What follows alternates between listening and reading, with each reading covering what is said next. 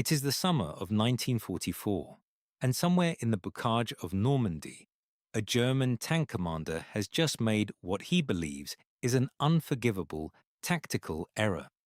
His Tiger I, 54 tons of armored certainty, has allowed something to get close. Too close.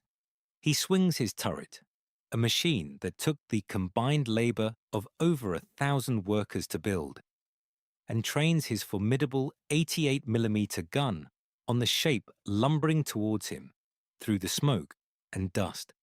He fires, the shell strikes, and nothing happens. The British tank does not stop. It does not burn. It does not die.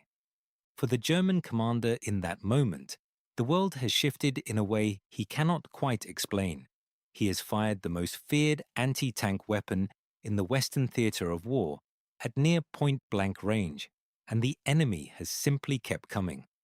What he is staring at, almost certainly in disbelief, is a Churchill Infantry Tank, a machine the Germans dismissed as slow, awkward, and obsolete, a machine that had been written off by some British commanders as barely worth the steel it consumed. And yet here it is, absorbing a direct hit from an 88 and rolling forward through the wreckage of the shot. This is the story of how Britain built a tank that could take a tiger's punch, hold its ground, and deliver a killing blow in return. It is the story of a vehicle maligned, misunderstood, and ultimately vindicated in some of the most brutal fighting of the Second World War. And it begins not with triumph, but with catastrophe. In the summer of 1940, Britain had just watched its armoured forces retreat to the beaches of Dunkirk and leave behind nearly all of their equipment. The army that returned home was, in the most practical sense, broken. Tanks, lorries, artillery, all of it abandoned on French soil. And the vehicles that had been lost were, if Britain was being ruthlessly honest with itself, not very good to begin with. The infantry tanks of the pre-war era, the Matilda, the Valentine, had been designed around a particular philosophy, that the tank's primary job was to support the foot soldier advancing across a contested battlefield. Speed was secondary, armor was paramount. This was not a foolish idea, but it was an incomplete one. The problem was that the armament fitted to these early designs was already struggling to cope with the armor of German tanks in 1940, and German tank development was not standing still. When the infantry tank Mark IV, the Churchill, was being designed and rushed into production at Vauxhall Motors in Luton and at associated factories across the Midlands and north of England, the specifications demanded something that seemed almost contradictory. The tank had to be heavily enough armoured to survive direct fire from anti-tank guns. It had to be agile enough to cross the broken ground of a European battlefield. And it had to be reliable, which was a quality British tank manufacture had historically struggled to guarantee. The original design was plagued with mechanical problems. The first Churchills that saw action at the disastrous Dieppe raid in August 1942 performed so badly that many were abandoned on the beach, not because of enemy fire, but because of mechanical failure. 27 of the 29 Churchills that reached the beach were lost. It was, by any measure, a humiliation. But the men at Vauxhall and the engineers at the Department of Tank Design did not abandon the Churchill. They understood something the critics did not. The chassis, the underlying structure of the vehicle, was fundamentally sound. What it needed was development, refinement, and, critically, a better gun. The Churchill's armour is where the story truly begins. At its thickest points, the later marks of the Churchill, particularly the Mark VII, which entered service in 1944, carried armour 152mm thick at the front. To put that in some perspective, the Tiger I, the most feared German tank of the war, carried 100 millimeters of frontal armor.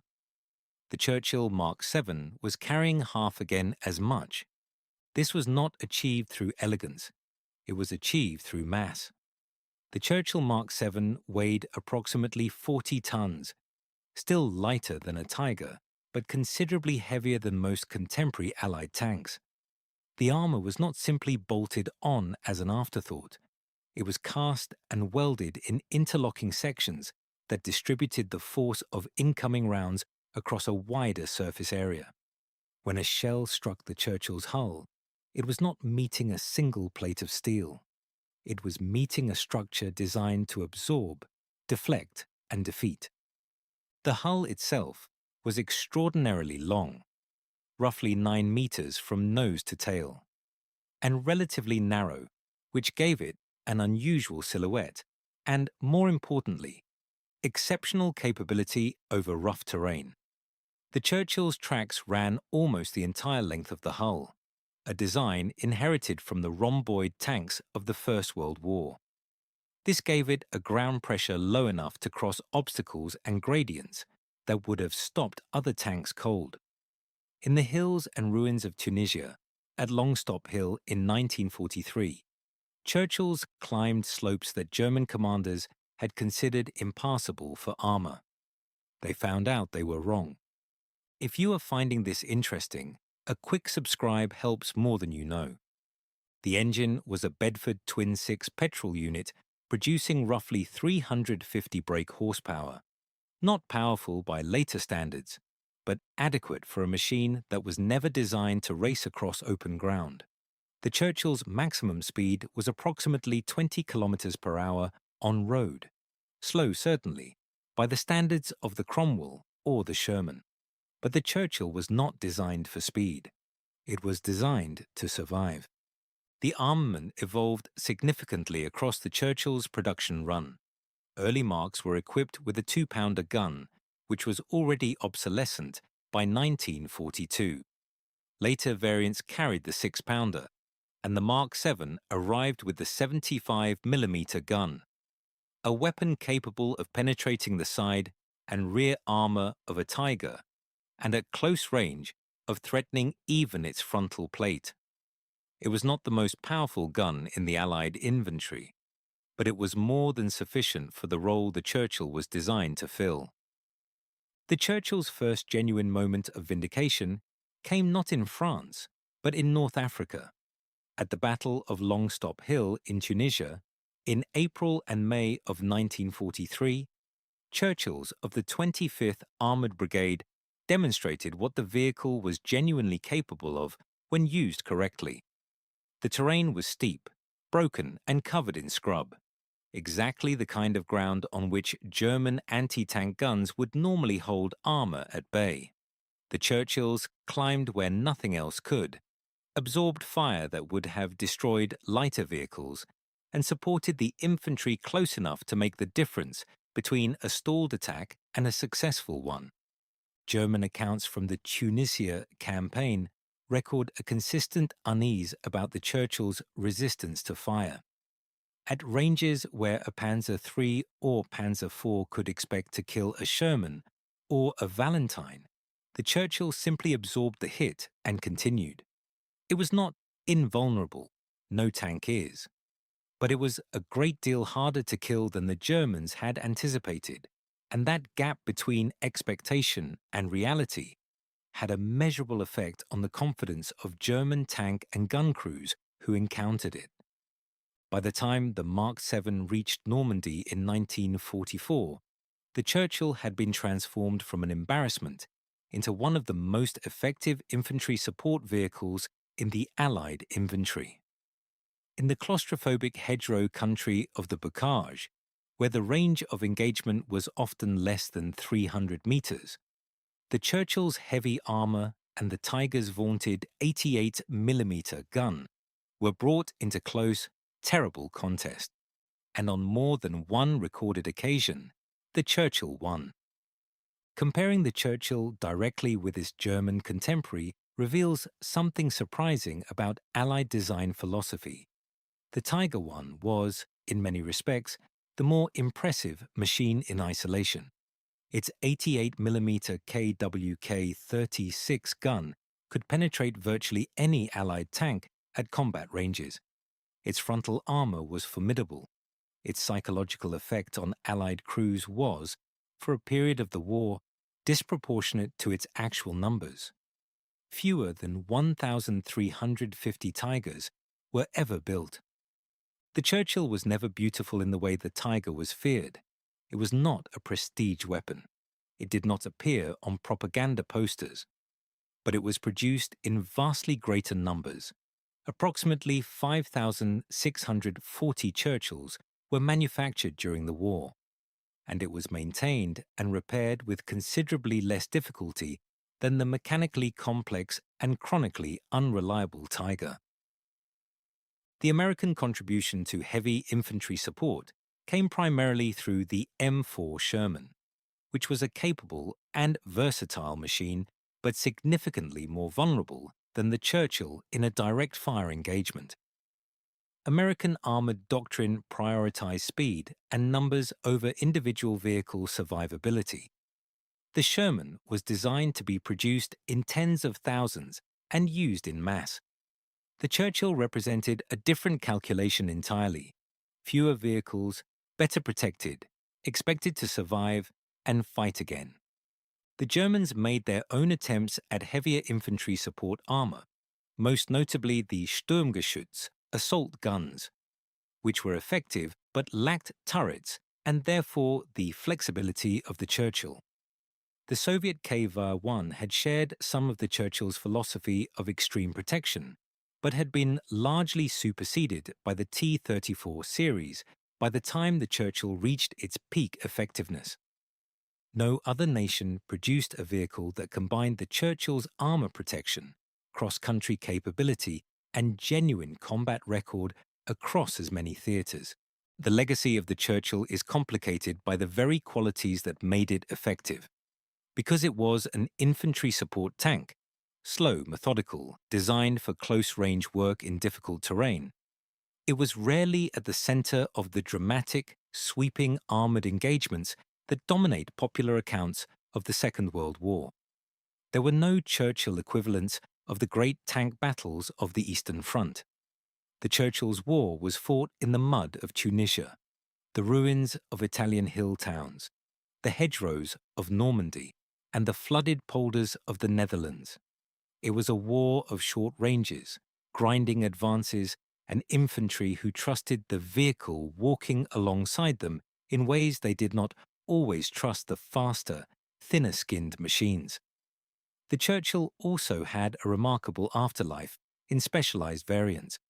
The Churchill AVRE, Armored Vehicle Royal Engineers, carried a petard mortar capable of lobbing a 40-kilogram demolition charge against fortifications at close range.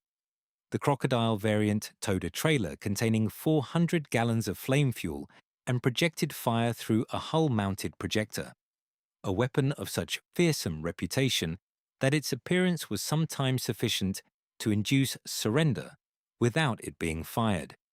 These specialized Churchills, collectively known as Hobart's Funnies, played a significant and well-documented role in the Normandy landings and the subsequent campaign in northwest Europe. Surviving Churchills can be found at several museums in Britain. The Tank Museum at Bovington in Dorset holds several examples, including a restored Mark VII. The Imperial War Museum's site at Duxford in Cambridgeshire holds further examples in varying states of restoration. For those who want to understand what the vehicle looked like and felt like, to appreciate its sheer bulk and solidity, there is no substitute for standing beside one. Return now to that bocage, that summer, that moment of disbelief inside a German turret.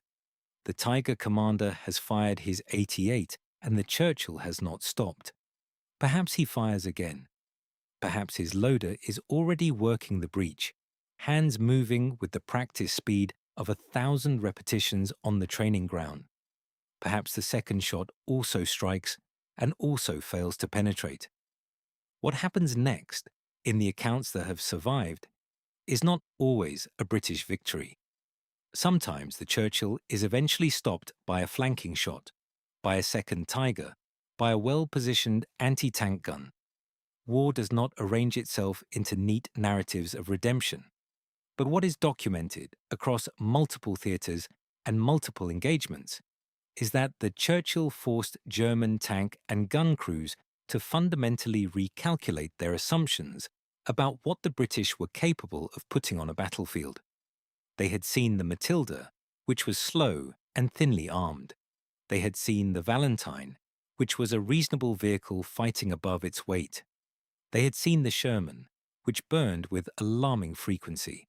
The Churchill did not fit any of these categories. It was something new, something that had arrived from the depths of British industrial determination and survived its own catastrophic early history to become genuinely dangerous.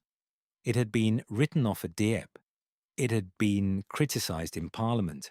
It had been called obsolescent before it had even finished its trials. And yet it had crossed the impossible slopes of Longstop Hill. It had absorbed fire that should have killed it. It had knocked out tigers in the bocage. It had carried engineers to the sea wall at Normandy and delivered flame to the bunkers of the Atlantic Wall.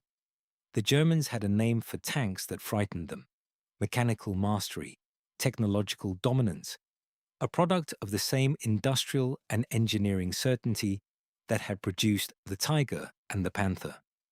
They had not expected the British, of all people, to answer with something that simply refused to die. The Churchill Infantry Tank was slow, unglamorous, mechanically troubled, and repeatedly underestimated. It was also, in the terrain and conditions where it was properly employed, nearly impossible to kill. And in a war decided by who remained standing at the end, that quality was worth more than almost anything else. It came, it was hit, and it kept coming.